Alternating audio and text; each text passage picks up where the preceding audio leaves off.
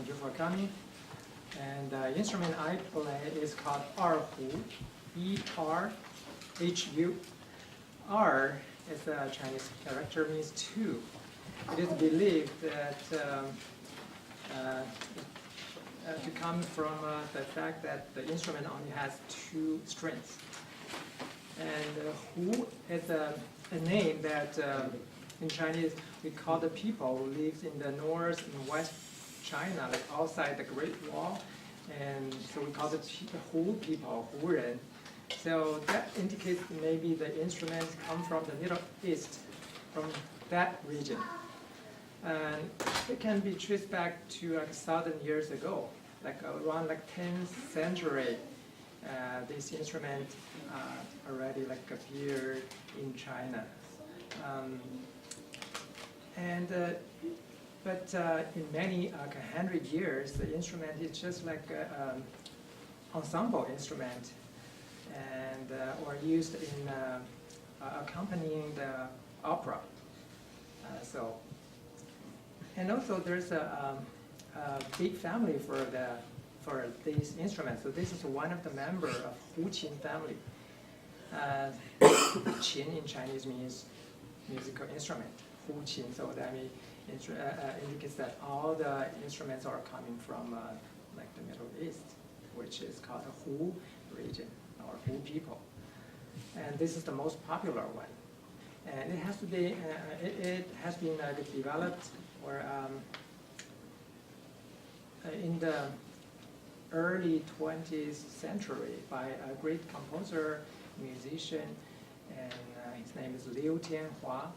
And he also studied Western music, and he composed some etude and 10 solo pieces for this instrument. So he really brought this instrument from a folk instrument or even string instrument to an art and solo instrument.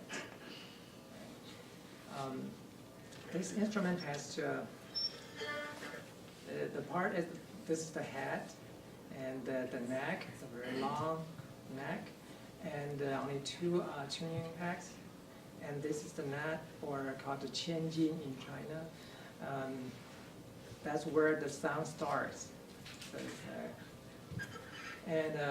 you can see there are only two, so we only have two strings, and the bow is between the two strings. So we can, usually we don't need to take off the bow, we just hang on and take off, but we don't really need to completely take off. But we can do that from here to when we need to change the bow. Okay. And the bow is made by horsehair and bamboo. At the bottom, this is the sound box, small, but different than kamancheh. The back is open. So, and this side is the most important part. This is made by snake skin. Usually it's like a pattern skin, is a big snake skin to make this. And there's a very small bridge between the strings and the skin. And also we have some head here to change or adjust the sound to make the sound better. And there's a bass. This is not very important. So because the bow is in between the two strings, that's why this instrument, we don't play like harmony. We don't play two notes together. Because at one time we can only play on one string. And I'm going to play a piece. It's composed by Liu Tianhua in 1928. The New Year's Eve. This is actually improvisation. He played this piece. He improvised on this instrument when the student came to his house to ask him to play something to welcome the new year. So there's it.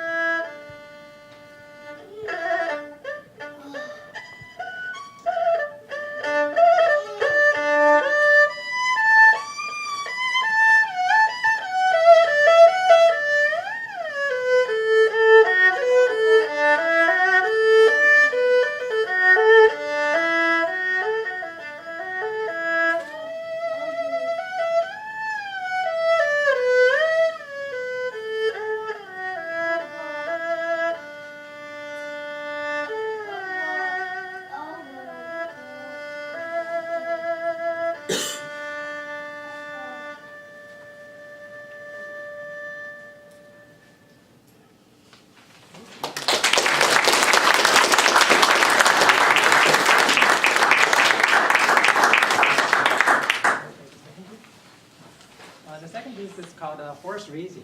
It's based on the Inner Mongolian folk sound.